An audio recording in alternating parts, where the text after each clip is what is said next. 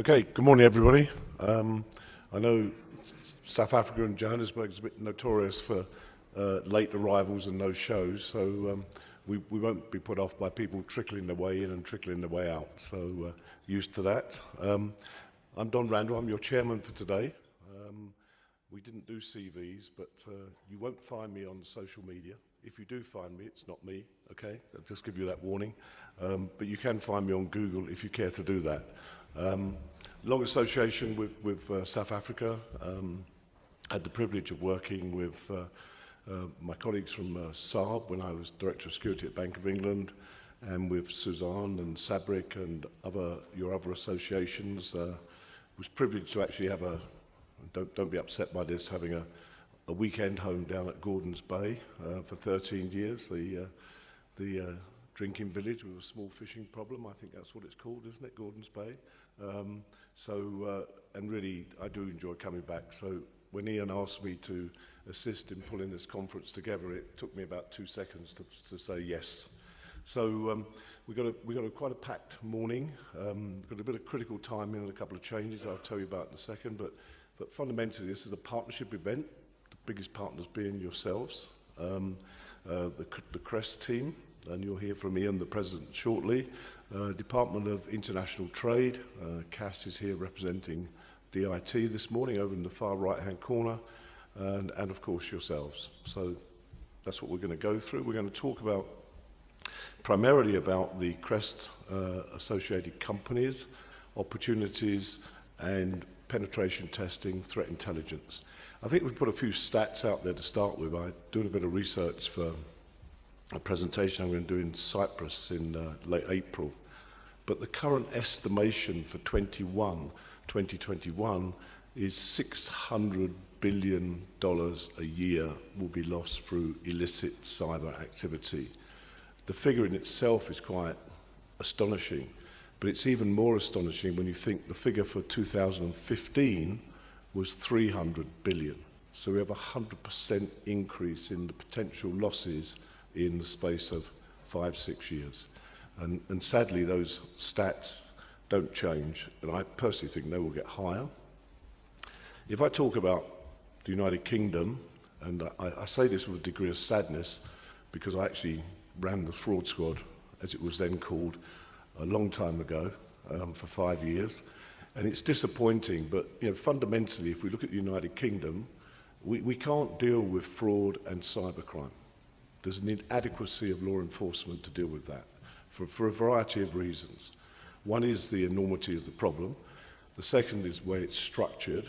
It's split between 3 agencies, and the repository is my old force, the City of London Police, but the investigators are not the City of London Police. If the crime occurs in Kent or Surrey or Sussex, it's investigated by them, and frankly, they have an inability to do it. So I think of the percentages, it's around 3% of all the reported fraud and cyber crimes actually reach investigative process, and it's only 3% of that 3% that actually ever reach judicial process, and then you're in the hands of the courts and the jury and the consequences. So we are living in an age, and I suspect South Africa is no different, of self-policing when it comes to cyber and fraudulent activity. I was telling a story last night about organised crime back in the late 80s, and I was interviewing there were 2 organised crime gangs in the United Kingdom. There were the Krays and there were the Richardsons. The Richardsons tended to kill less people. The Krays were notorious for their murders. And I was interviewing Charlie Richardson one day, and it was pre the current PACE regulation, so you could have conversations with alleged criminals. And we talked about Charlie's transition from organised crime, i.e. bank robbery and murder, into fraud. And he said, it's quite simple, Mr. Randall. He said the rewards are greater. We were talking about millions opposed to thousands. The consequences are substantially less, because even if you do managed to convict me of this alleged crime, he always used the word alleged, he said, my conviction will be 2 or 3 years at most, and you probably won't get the evidence to convict me anyway. So that was 1988. So the transition from brutal criminality into ordinary fraudulent criminality and now into cyber is a natural transition. So we have to look after ourselves. This morning we're going to hear from Ian, as I said. We're going to have the threat intelligence side, we're going to have the penetration side, testing side, we're going to have training.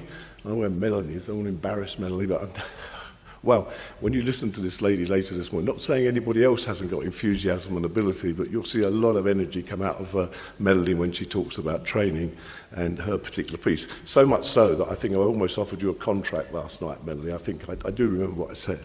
So, and I'm going to facilitate. Really pleased to have Clark Jarrett here. He'll speak for himself, but I was very keen to bring the terrorist side of activities on a global basis into the cyber world. And if we think back to the original ideology of bin Laden, he had cyber on his address book. That was cyber. He wanted to bring down Tokyo, New York and London financial centres. The fact that they went for more horrific activities in classic terrorist activity, but cyber is on the agenda of international terrorism, and I personally think we will see that occurring at some stage in the future. So I'm really pleased that Clark's here. Really grateful for my Reserve Bank colleagues. It's Ilyas's birthday today, but I'm not going to sing Ilyas, okay? But I'm sure everybody will wish you a happy birthday at some point during the day.